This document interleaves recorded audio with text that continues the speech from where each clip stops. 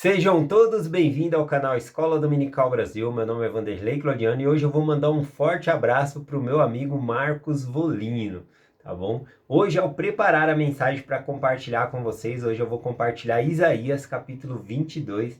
Eu lembro que eu convidei o Marcos Volino para compartilhar com a gente, dar uma mensagem na reunião familiar pelo Zoom. E ele veio e compartilhou logo Isaías capítulo 22. Então, muitas das coisas que eu vou compartilhar aqui com vocês, eu aprendi com ele naquela reunião familiar, tá bom? E também algumas outras coisas que eu vou compartilhar, eu aprendi lá na Central do Livro de Mórmon, que é um canal excelente. Se você não é inscrito no Central do Livro de Mórmon, tá bom? Se inscreva. Eu vou deixar no final da descrição do vídeo o link, tá bom? Do canal Central Livro de Mórmon, né? Inclusive da parte que fala sobre essa mensagem aqui que eu estou compartilhando com vocês. Vou deixar dois links lá, mas é o mesmo canal. É só ir lá e se inscrever também. É um canal excelente que me ajuda também a conhecer muito sobre o Evangelho, tá bom?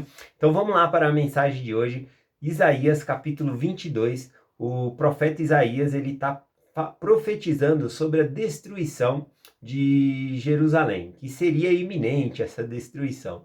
E o povo estava se preparando para se defender contra essa destruição também, né? Mas vamos ver o que acontece aqui, porque não fala somente sobre a destruição, mas vai falar muitas coisas aqui que nós podemos aprender em Isaías 22, tá bom? Eu recomendo a vocês que ouçam essa mensagem, tá bom? Ela inteira e depois leiam o capítulo, né, de Isaías 22 para que possamos ter mais compreensão. Depois pode voltar de novo. Essa é a questão, né? No YouTube a gente ensina e você pode voltar e ver o vídeo quantas vezes você quiser. É como se você tivesse um professor para lhe ensinar com toda a calma do mundo, né? Um professor, se você pergunta algo, ele te ensina. Se você pergunta a segunda vez, ele ensina. Na terceira vez, eu já ensinei isso, né? No YouTube não tem isso, né? Eu vou estar ensinando como a primeira vez aqui, se você colocar várias vezes aí. Então, se você não entender, você pode voltar várias vezes na mensagem, tá bom? Bom, vamos lá. Isaías capítulo 22, versículo 11 diz assim: Fizeste também um reservatório entre os muros para águas do tanque velho. Essa água do tanque velho aqui é a água do tanque de Siloé, né? Eles desviaram, eles sabiam que estavam vindo uma batalha contra eles, e se houvesse um cerco em Jerusalém, eles precisavam ter uma reserva de água. Então, entre os dois muros, eles fizeram então esse tanque de água ali, que é conhecido o tanque de Siloé, tá bom? Esse velho tanque. Porém, não olhaste para cima que fez isso, nem consideraste o que formou desde a antiguidade. Bom, aqui tem uma repreensão da parte do Senhor, né? É porque eles formaram uma fonte de água dentro de Jerusalém, para que eles pudessem ter essa água, né? Se houvesse esse cerco.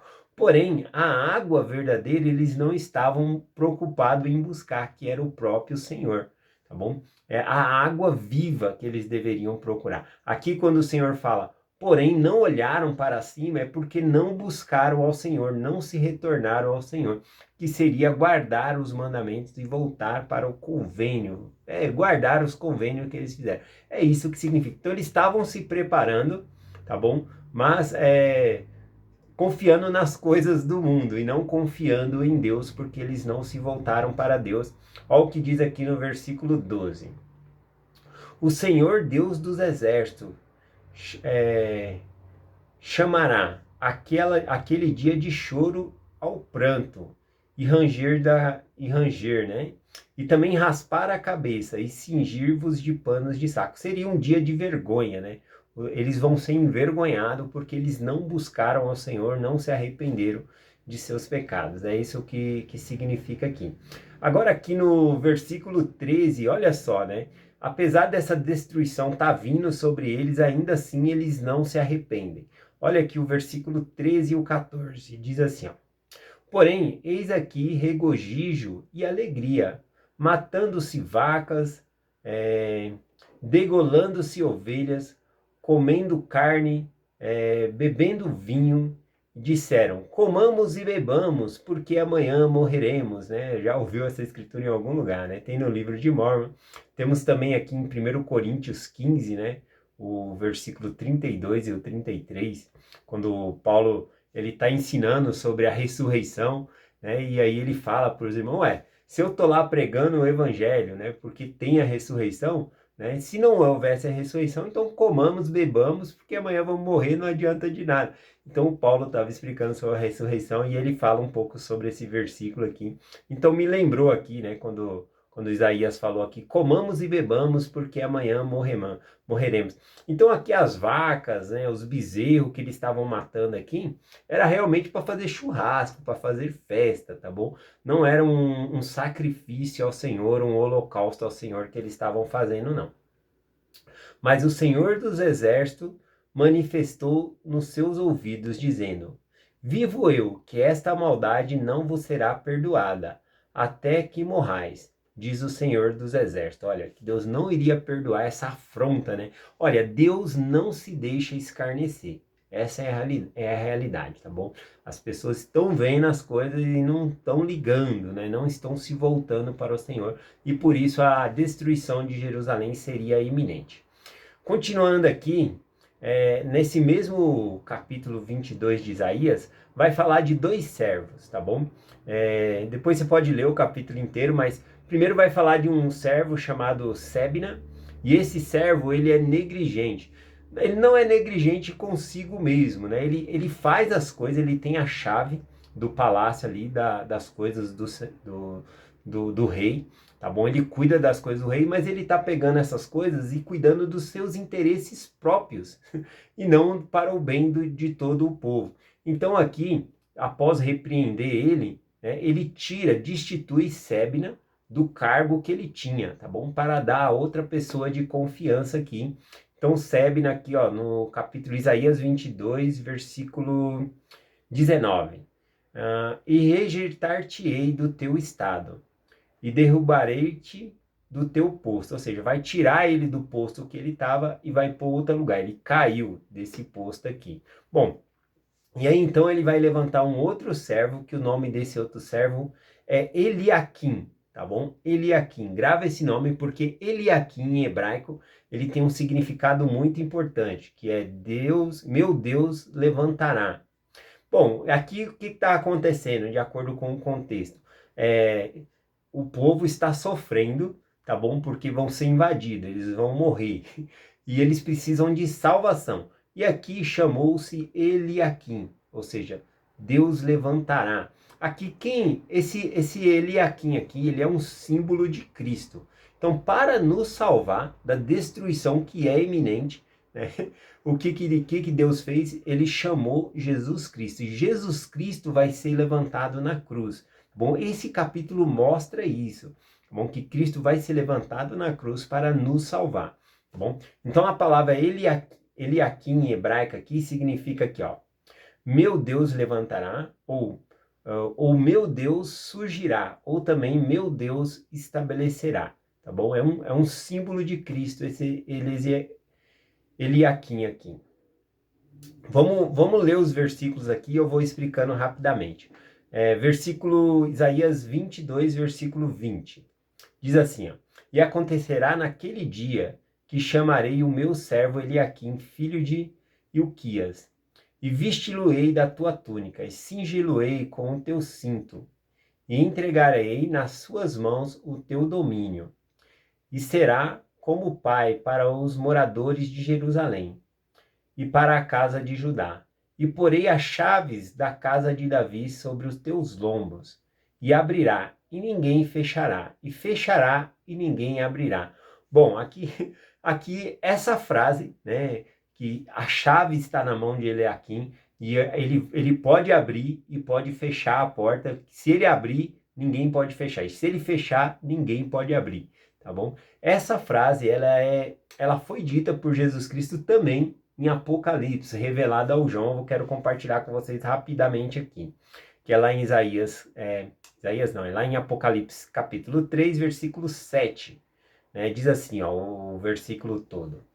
E ao anjo da igreja que está em Filadélfia escreve, isso diz que o santo é verdadeiro, que tem a chave de Davi, que abre e ninguém fecha, que fecha e ninguém abre. Né? É o próprio Senhor Jesus Cristo que tem essa chave. né? Conforme explicado aqui em Apocalipse 3, versículo 7. E também nós podemos fazer uma menção sobre isso lá em Mateus, capítulo 16, versículo 19, quando o próprio Cristo diz para Pedro, né, que lhe daria as chaves do reino, e tudo que ele selasse na terra seria selado no céu, e tudo que ele selasse no céu seria selado na terra. É dessa chave aqui que está sendo falada, tá bom? Então vamos continuar aqui. Esse Eliaquim, então, ele representa Jesus Cristo. Essa parte é muito importante, ó. Já estamos acabando aqui o capítulo, aliás, né? Do versículo 23 ao 25. Diz assim, ó: E pregá-lo-ei com um prego no lugar firme. Um prego no lugar firme é o mesmo que dizer aqui um prego no lugar seguro, tá bom? Essa aula tem muito simbolismo, né? Quem passou ou vai passar pelo tempo vai entender muito mais. Mas a escritura ela é bem clara que está apontando para a crucificação de Jesus Cristo aqui, tá bom? Então vamos lá. Versículo 23, né? E pregá-lo-ei como um prego no lugar firme, e será como um trono de honra para a casa de seu pai.